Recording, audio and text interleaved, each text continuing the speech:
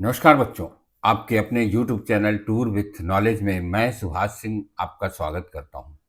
आइए आज इस वीडियो में हम जानेंगे नई शिक्षा नीति के तहत कक्षा छठवीं के लिए जारी सामाजिक विज्ञान की पुस्तक समाज का अध्ययन के अध्याय 2 महासागर एवं महाद्वीप के बारे में। हमारी पृथ्वी का लगभग 70% या 3/4 भाग जल या महासागर से घिरा है। इन्हीं महासागरों के बीच में द्वीप एवं महाद्वीप हैं। हमारी पृथ्वी पर जल की मात्रा इतनी अधिक है कि अंतरिक्ष से देखने पर यहाँ पर नीला रंग सबसे अधिक दिखाई देता है। इसी कारण प्रारंभ में अंतरिक्ष यात्री इसे नीला ग्रह कहते थे। महासागर में स्थित छोटे भूखंडों को द्वीप और बड़े भूखंडों को महाद्वीप कहा जाता है। हमारे जनजीवन में न केवल महासागर बल्कि महाद्वीपों का भी बहुत महत्व है। इसीलिए भारतीय नौसेना के प्रतीक चिन्ह का आदर्श वाक्य है, हे वरुण देवता हमारे लिए कल्याणकारी हो। वेदों के अनुसार महासागर और आकाश के देवता वरुण हैं, जिनकी स्तुति भारतीय नौसेना भी करती है। वैसे तो पृथ्वी पर जल की मात्रा बहुत अधिक है, किंतु महासागरीय जल खारा होता है। इस कारण यह स्थलीय प्राणियों के लिए अनुपयोगी है। दूसरी ओर जो मीठा जल है उसकी मात्रा कम है और उसका उपयोग सबसे अधिक होता है। मीठे जल की प्राप्ति वर्षा, भूमिगत जल, हिम नदी, झीलों एवं नदियों से होती है। पृथ्वी को 2 गोलार्धों में बांटा गया है। पहला उत्तरी गोलार्ध और दूसरा दक्षिणी गोलार्ध। उत्तरी गोलार्ध में जल की मात्रा कम है, यह मात्रा लगभग 60% है, जबकि दक्षिणी गोलार्ध में इसकी मात्रा 80% है। जहां तक महासागरों का प्रश्न है, तो पूरी पृथ्वी में सभी महासागर एक दूसरे से जुड़े हुए हैं। उसमें कोई विभाजन रेखा नहीं है। मनुष्य ने अपनी सुविधा अनुसार इसे 5 महासागरों क्रमशः सबसे बड़ा प्रशांत महासागर, अटलांटिक महासागर, हिंद महासागर, आर्कटिक महासागर, दक्षिण महासागर या सबसे छोटा अंटार्कटिक महासागर है। हमारे देश के पश्चिम में अरब सागर और पूर्व में बंगाल की खाड़ी और नीचे हिंद महासागर है। महाद्वीपों पर पशु, पक्षी, मनुष्य एवं अन्य प्राणियों के लिए वर्षा बहुत आवश्यक है। हमारे भारत में वर्षा गर्मी में चलने वाली मानसूनी हवाओं से होती है। गर्मी के दिनों में होने वाली वर्षा को मानसूनी वर्षा के नाम से जाना जाता है। महासागर महाद्वीपों पर केवल वर्षा ही नहीं करती, बल्कि प्रचंड हवाओं, चक्रवातों तथा सुनामी के द्वारा तबाही भी मचाती है। सुनामी समुद्र में उठने वाली शक्तिशाली तरंगों या बड़ी लहरों को कहा जाता है, जो कि महासागर के तल में उठे भूकंप, तरंगों एवं ज्वालामुखी के फटने से उत्पन्न होती है। 13 दिसंबर 2004 के दिन हिंद महासागर में आए प्रचंड सुनामी ने 13 देशों को बहुत नुकसान पहुंचाया था। इसमें हमारे देश में भी अंडमान एवं निकोबार द्वीप समूह, तमिलनाडु और केरल के तटीय क्षेत्रों में बहुत अधिक नुकसान पहुंचाया था।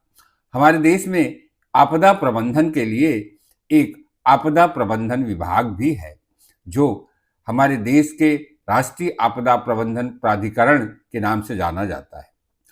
इसका कार्य है कि यह आपदा के समय लोगों को सुरक्षा एवं सहायता प्रदान करने का कार्य करे। बच्चों, आइए अब हम महाद्वीपों के बारे में थोड़ा विस्तार से जानेंगे। वैसे तो कई महाद्वीप आपस में जुड़े हुए हैं, लेकिन मनुष्य ने अपनी सुविधा के अनुसार से इनको अलग अलग कर दिया है और इनको अलग अलग नाम भी दे दिया है। जैसे आप उत्तर अमेरिका और दक्षिण अमेरिका, ये दोनों महाद्वीप आपस में जुड़े हुए हैं। पहले जुड़े हुए ही थे, किंतु मनुष्य ने इसमें पनामा नहर बना करके इसे अलग अलग कर दिया, जिसे उत्तर अमेरिका और दक्षिण अमेरिका के नाम से जाना जाता है। इसी तरह यूरोप और एशिया भी आपस में जुड़े हुए हैं।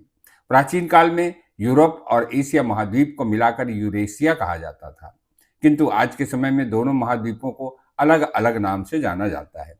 आज सामान्यतः 7 महाद्वीपों को माना जाता है।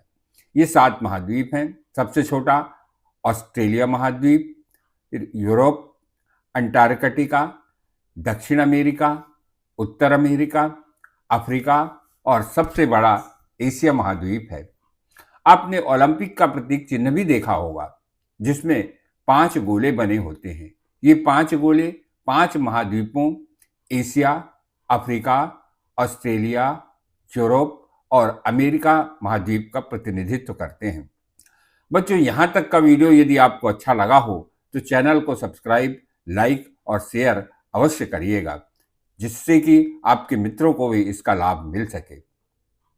आइए अब हम थोड़ा द्वीपों के बारे में भी जान लेते हैं। चारों तरफ पानी से घिरे छोटे स्थान को हम द्वीप कहते हैं। ग्रीनलैंड सब दुनिया का सबसे बड़ा द्वीप है। जहाँ तक भारत का प्रश्न है तो भारत में भी 1300 से अधिक द्वीप हैं। इसमें 2 द्वीप समूह हैं। आपके मन में ये प्रश्न उठता होगा कि द्वीप समूह क्या होता है भाई? तो सागर या महासागर में पास पास स्थित छोटे बड़े द्वीपों के समूह या श्रृंखला को द्वीप समूह कहते हैं। भारत में पहला है बंगाल की खाड़ी में स्थित अंडमान और निकोबार द्वीप समूह एवं दूसरा है अरब सागर में स्थित लक्षद्वीप समूह। आइए अब महाद्वीपों के बारे में थोड़ी चर्चा कर ली जाए। चारों ओर जल से घिरे विशाल आकार के भूखंड, जिसमें नदी, पहाड़, झील, जंगल आदि भी होते हैं, इन्हें हम महाद्वीप के नाम से जानते हैं। महाद्वीप में कई छोटे द्वीपों को भी सम्मिलित किया जाता है। महासागर का महाद्वीपों पर स्थित पशु, पक्षी एवं अन्य प्राणियों पर और साथ ही साथ पर्यावरण पर बहुत अधिक प्रभाव पड़ता है। महासागरों के कारण ही महाद्वीपों पर वर्षा होती है, अन्यथा सारे महाद्वीप में मरुस्थल हो जाता। दुनिया भर के आधे से अधिक ऑक्सीजन महासागर के वनस्पतियों द्वारा उत्पन्न किया जाता है। इसी कारण इसे पृथ्वी का फेफड़ा भी कहा जाता है। महासागरों से मछली के रूप में मनुष्य का भोजन तथा पानी जहाजों के लिए स्थायी रूप से परिवहन का मार्ग भी मिलता है, जिसके न निर्माण की आवश्यकता होती है और न ही मरम्मत की आवश्यकता होती है। बच्चों, आइए अब आपके अभ्यास प्रश्नों को भी हल कर लेते हैं। पहला है, निम्नलिखित शब्दों की व्याख्या कीजिए। क, महाद्वीप, चारों ओर जल से घिरे विशाल आकार के भूखंड, जिसमें नदी, पहाड़, झील, जंगल आदि भी होते हैं, इन्हें हम महाद्वीप कहते हैं। महाद्वीप में कई छोटे द्वीपों को भी सम्मिलित किया जाता है। ख, महासागर, पृथ्वी की सतह का अधिकांश भाग, लगभग 3/4 हिस्सा जल का है। इस विशाल जल राशि को ही महासागर के रूप में जाना जाता है।